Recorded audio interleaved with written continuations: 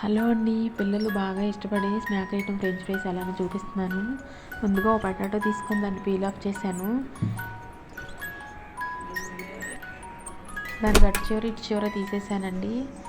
ఇప్పుడు క్యూబ్స్లా కట్ చేసుకోవాలి. ఈ కట్ చేసిన మొక్కలను గిన్నెలో వాటర్ పోసుకొని ఉప్పు వేసి 40% కుక్ అయ్యే వరకు ఉడికించాలండి.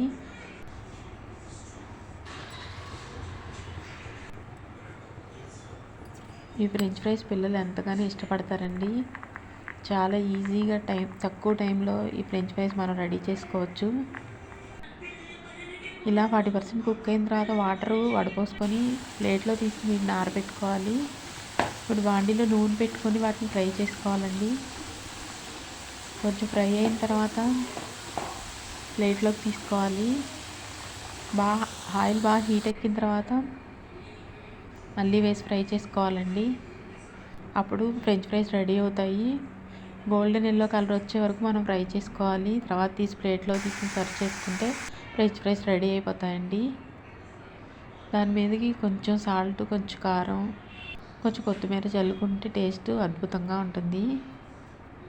మీరు ట్రై చేయండి. ఫ్రెంచ్ ఫ్రైస్ ఎలా ఉన్నాయో కామెంట్ చేయండి.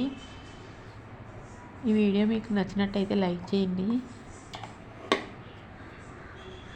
థ్యాంక్ యూ అండి.